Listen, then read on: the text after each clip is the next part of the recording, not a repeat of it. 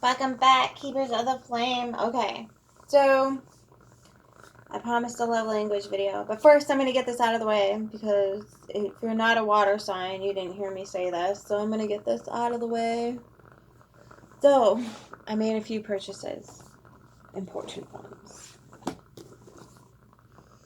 Asteroid goddesses, okay, super important for my little reading thing that I'm going to do for each one in each sign. So it's going to take me a hot minute.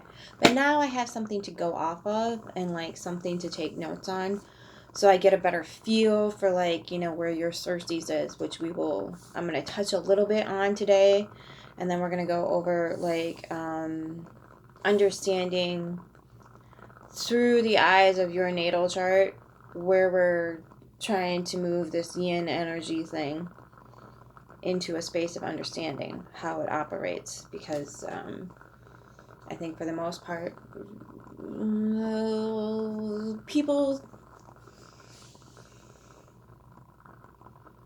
tend to associate dark things with evil things, tend to associate the great unknown, the whatever you want to call it, with horrible things, and it's like, no. That's not always it. It's just a great mystery. That's where all the magic stems from. I have like I don't know. I put it on like a piece of paper and then stuck it in this little thingy thing. But it says magic is stepping into, or the great unknown or the great mystery is where all of the magic happens, where all of the creative ventures that either transform, transmute, or transfer energy into beautiful things. That is magic. It's the energy alchemy idea. So there's, a lot of people, especially people who have been indoctrinated into a system of thought process. And there's nothing wrong with that. There's great things to be said about that. Really want to keep it confined to just the physical. And that's the unfortunate part, is it's if it is physical, it's putting out a frequency, energy, vibration, which is affecting us, right? On an emotional, mental, psychological, and spiritual level.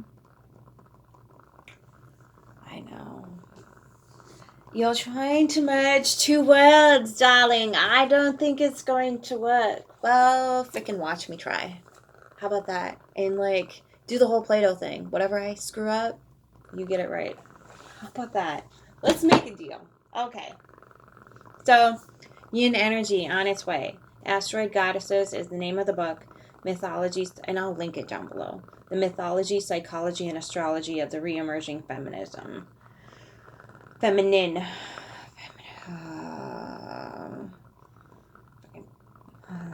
Next. Okay. Demetra George and Douglas Bloch are the authors of that book. And I'll link it down below.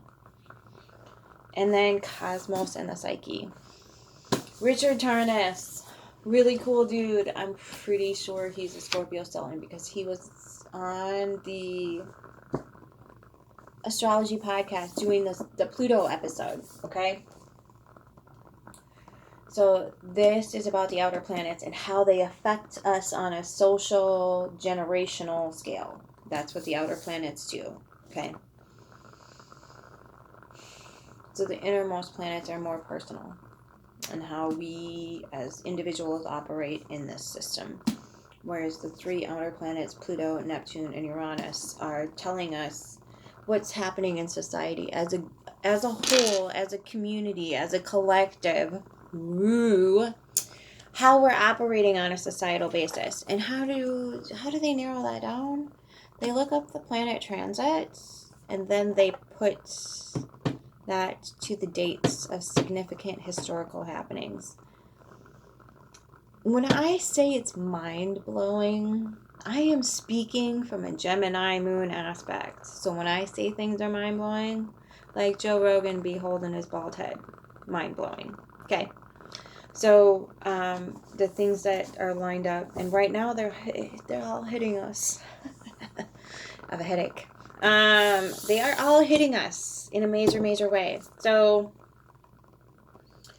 when we're talking about sexual revolutions, the feminist movements, the civil rights movements, the minorities in general movements. I don't know if you've noticed it or not. I have. I just went to Barnes & Noble today. Do you know what they have? This whole entire section of another culture's comic books. Manga? I don't know. It's adorable. I love it. I'm for it. And thank freaking God. Because that's what this just gets. Yes. More. Faster. Hurry. I don't see anything wrong with that. I think we can learn so much from those cultures. There's so much depth and meaning. I'm not gonna cry. They're beautiful, beautiful culture. So, yeah, it's hitting really hard. And you can trace back all of these evolutionary processes to the transits of the planets. You can trace them back. And you know what's really cool? You can go online and look it up for yourself. I'm pretty sure. Yeah. On this day in history, what was Uranus doing? On this day in history, what was Pluto doing?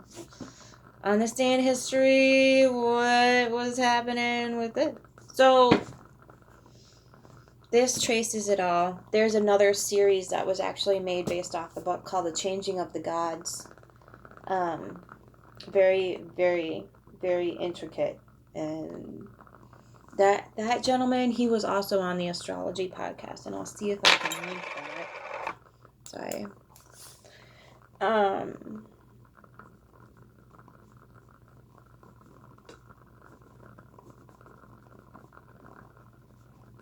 Okay, let's see if I can link that below. Then I'll link the books. Okay, so let's get into the love languages. Now that I've got my little rant out of the way, you are for my Circes, I think I'll start with Circes. Who was I going to start with? Who did I try? I think I started with Psyche. Because I found that one book. Really good book, but... So we're going to start probably with Circes, because that's the first one in the book as well, and I think it's the most invaluable at this point. Because even though we know all about our Chiron, which is... it's going to trigger every little happy tuchus in the planet, or on the planet, about... So Circes is, for me anyway, Circes is a counterpoint to that. Not Lilith. Lilith is totally Again,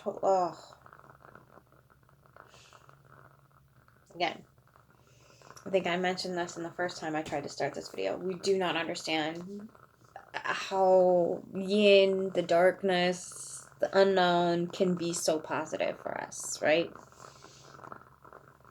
We forget that these things are good for us. We forget that this is where the magic happens. We forget that the great unknown is oftentimes where my dog likes to snore, and he's really good at it. So,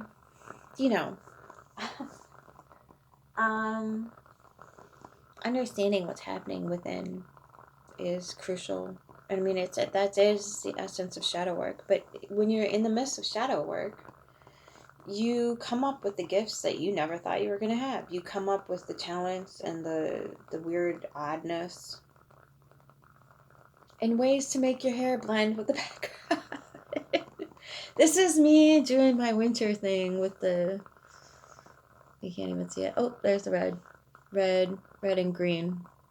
Which, oddly enough, is a pagan thing. Yeah. I have a little bit of knowledge on that, too. There's a Sagittarius stellium as well. Getting fingers on all the pies. Anyway, so when we understand ourselves, what's happening on the inside, what fills us up, right? And this is going to tie into the love languages. That's yin. That's the yin energy. That is how we bring forth our feminine energy into the world, is stepping into the great unknown, into the black abyss, and saying, what's there? How do I bring this forward? What are we doing here? How are we working? Is everything okay? What do we need to address? Do we need to do some shadow work? Do we need to sit with this? Do we need to understand that? Okay? So, the 5 languages of love. Of course I have to bring it up because I have just this weird story, because why wouldn't I? So I came across this book when I was going to therapy with a significant other at the time, and the therapist said, you need to go read this book and figure out which of the languages is yours. So I'm going through it, and okay, I'm going to list them off for you. So words of affirmation, acts of service, receiving gifts, quality time, physical touch. Now I'm going through this, and I'm not finding anything, but I'm taking notes and I'm memorizing things as best I can, because my partner is going to have a language that they need to hear things in and interpret things in, and so I'm going to have to get good at that language. Meanwhile, I can't find mine. I cannot pinpoint on this list where my cup fills up. So, me being the person that I am, I walked away from this going, oh, good. I don't know how to speak in the language of love, and I do not know how to receive in the language of love, because none of these things are touching me in any way, shape, or form. They just weren't. And so I'm, in the therapist's office, and I thought to myself, how much do you really want to be on medication? And I didn't want to go on medication. So I was like, you're going to have to lie. So I lied. Because I was like, I got to save my own ass here. I got to at least, present myself as somewhat human, right? And because there was little slivers in each one of these things that like kind of spoke to me in a way, but there was no real thing that I felt an overwhelming warmness in my chest, or at least what I perceived was love was supposed to feel like. So I thought to myself, okay, so how do we get there? Acts of service. Now, what person in their right mind goes, the other day, he took out the garbage, and he knows I love doing it, but he did it anyway? Like, nobody says that. They're like, darling, you took out the trash, thank you so much. And I'm like, okay, that's it. That's my love language. Because who says to themselves, no. I'm like, okay, so gratitude, at least, is gratitude. But for whatever reason back then, I just thought to myself, that's not what love is. That's not good. I'm going to be appreciative. I'm going to say thank you. Heck yeah. But that doesn't, okay, on to the next thing. And it sounds bad. It really does. But how long are you required to sit in that freaking one act of gratitude, one act of service? How long are you required to hold on to that? Like it means everything. It's emotional. You'd be like, okay, thanks, babe. And then if they never take out the garbage again, then what?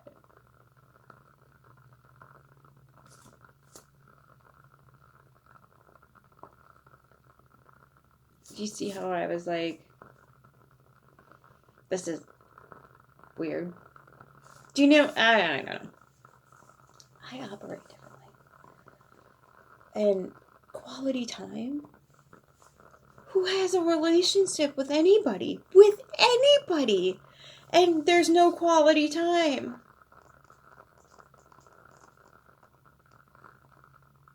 So I'm sitting here reading this book, and I'm like, okay, maybe it's just like quality time has to, I don't know, an hour a day they demand? I don't know.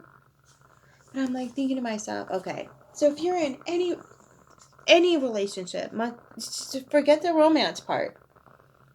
Forget the romance part. If you're in any relationship and you're not sharing quality time with people,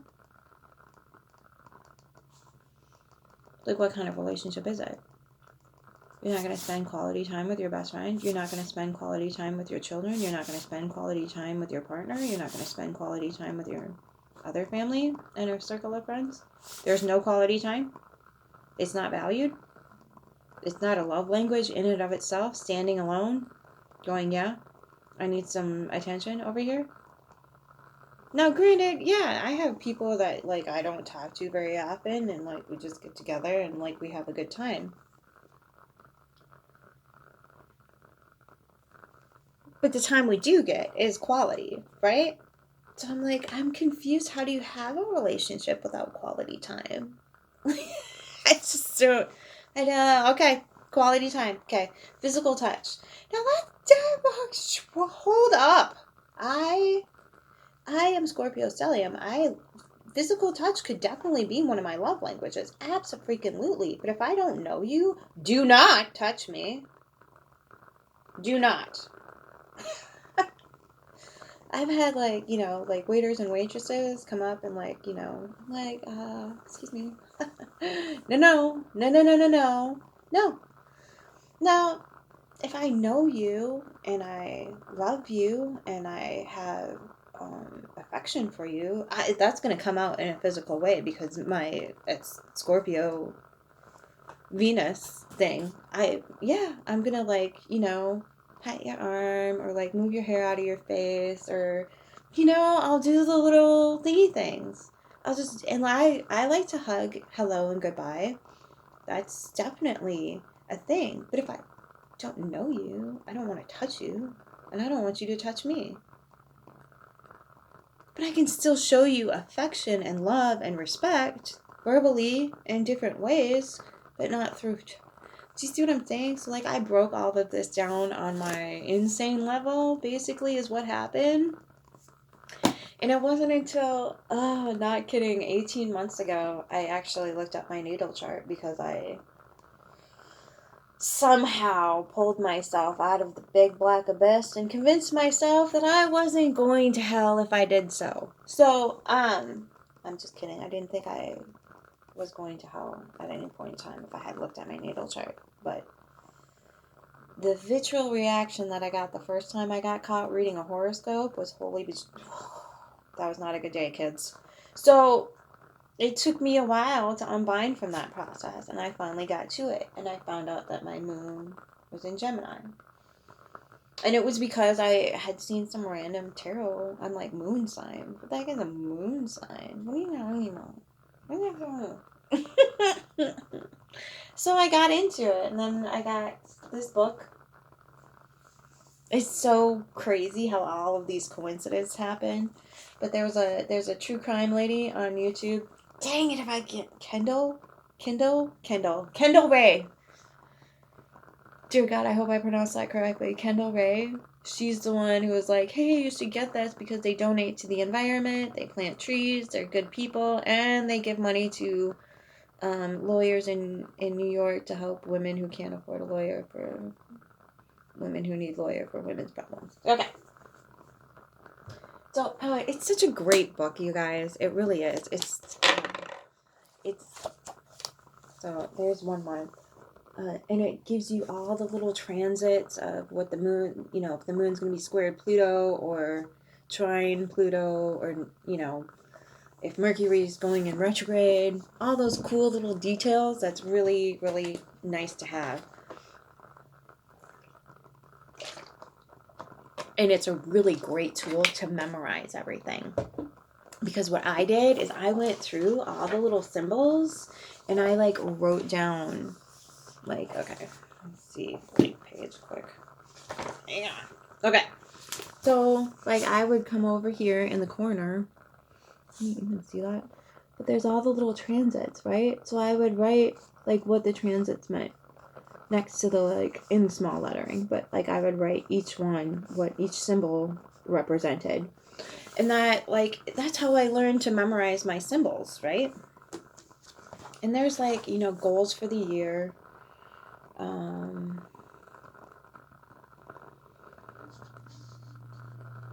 And then they give you like little kind of tidbits on like what the transits mean in the moon. This is great moon journal too. And then they give you like this, so you can I wrote the writing on the outside is mine, so I could memorize the dates. But it tells you like what the symbol is, if it's cardinal, fixed, or mutable. Earth, water, fire, air.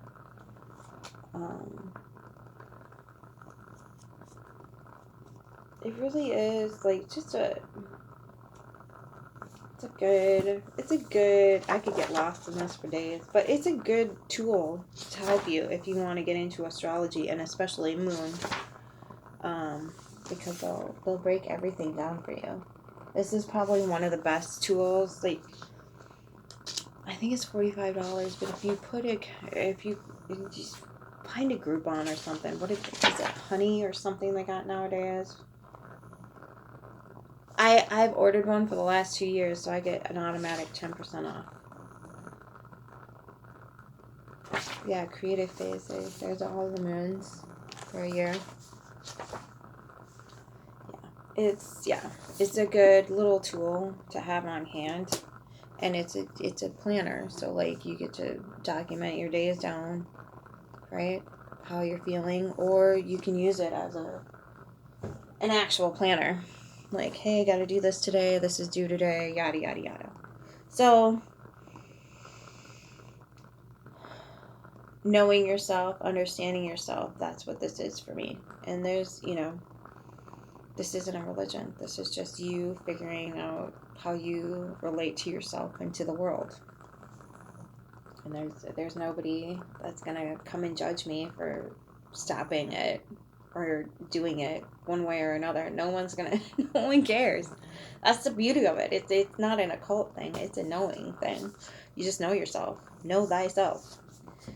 It's a good breakdown. And this, you can ask yourself, look, what is this all about? Does this resonate with me? Is this true for me? And if it's not, leave it. Leave it. Okay? So what happened for me is when I looked at my moon is Gemini. So what does moon in Gemini need? Inside, emotional fulfillment wise? Intellectual stimulation fills my cup.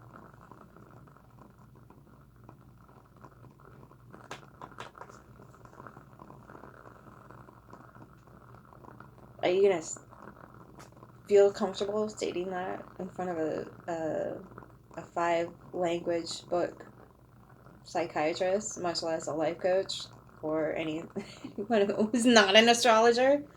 Probably not, because society is like, excuse me, like, you don't get all squishy inside when somebody brings you like this really nice gift.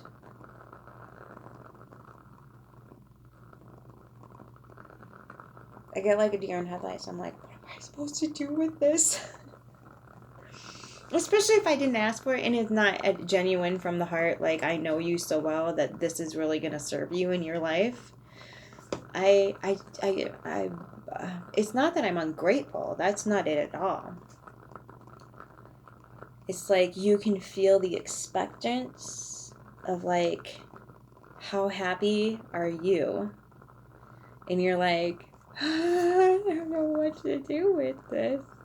Other than know the fact that the person who's giving the gift doesn't know you all that well. And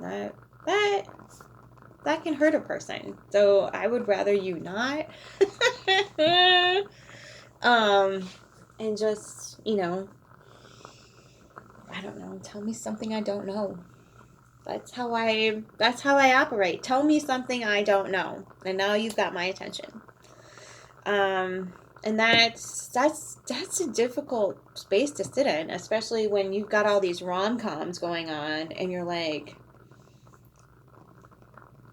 okay, so this is just a learning process for me of how we're supposed to act, right? How I'm supposed to act, when something happens, right? So I'm just trying to learn, like, okay, society says I have to be this way. I have to go this route. I have to conform to these things, okay?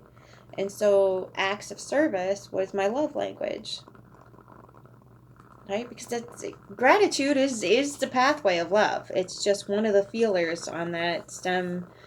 You know, if you want to fill up your heart, get on the gratitude train, right? So I thought that's my easiest access to it because, you know, taking out the trash, of course you're going to be like, oh my gosh, thank you so much. That really helps me.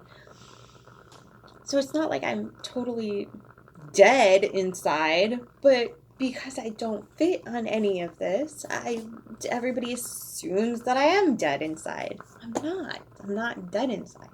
I just don't talk like that. I can. My weakest point on this thing though is giving words of affirmation. So if I compliment you, I effing mean it. Like I freaking mean it. So yeah, I think that's the one that I suck at would be whatever. And I mean, I'm not saying that it's not a good book. It works for a lot of people. But I'm saying there's different ways to go about this if you're not fitting into those constructs that are set forward in that little white box is just crunching you into like something that's gonna be like, okay, I can't be myself in society. So I think the days of demonization of like you don't fit into our constructs are over.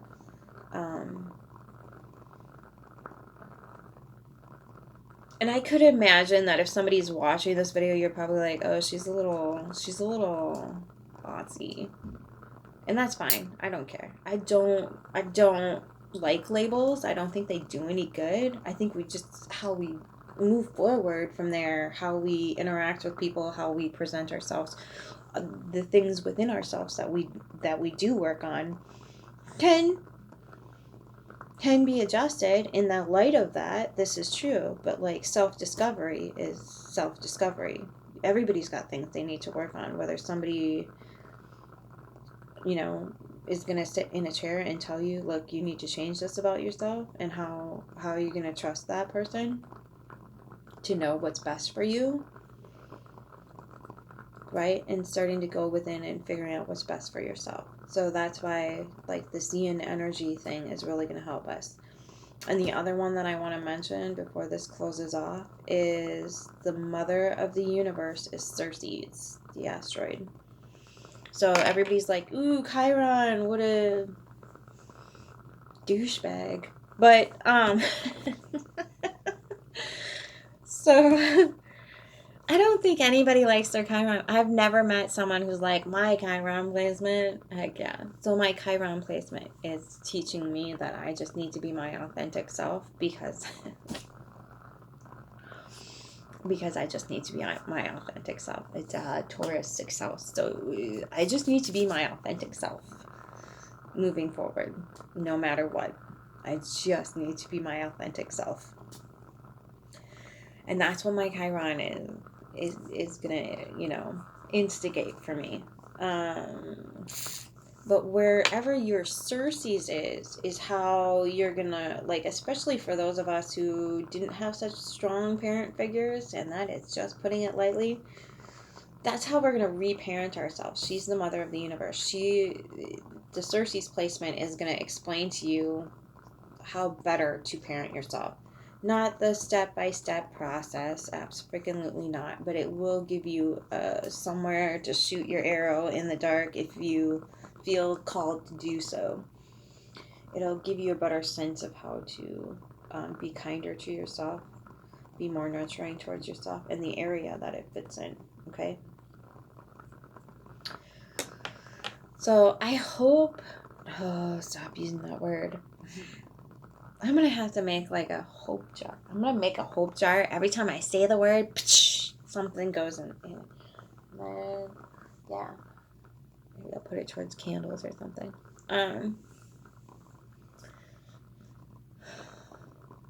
yeah, I think knowing yourself is going to be the best way through this, and then understanding that there's so many more than 5 love languages, and there's so much more to love than just language.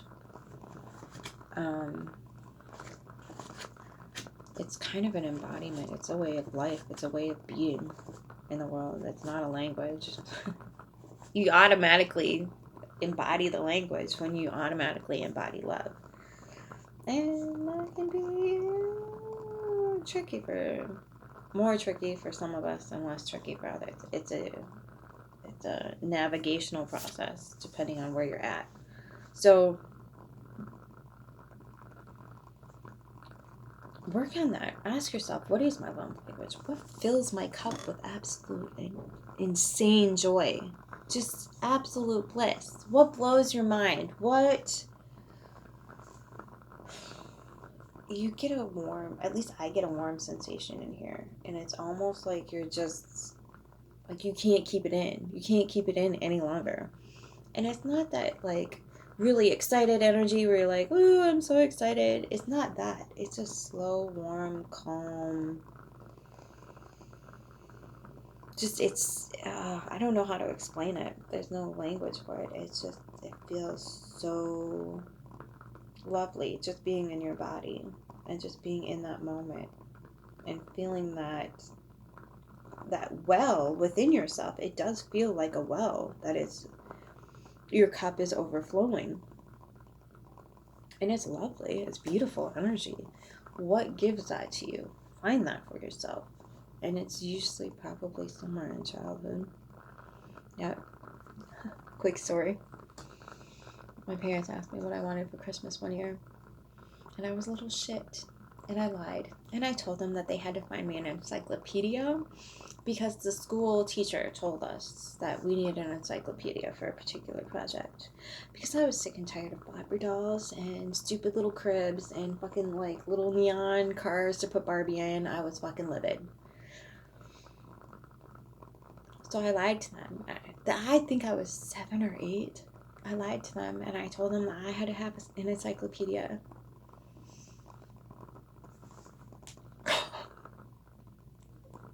Like, it will make you reflect on your childhood and be like, God damn, I was a little shit.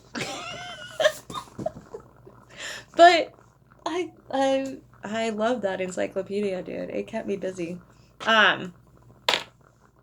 So just I am not a, I guess I'm maybe a Gemini moon. Yeah, how does that Keith Urban song go? I'm not gonna repeat that. So anyway,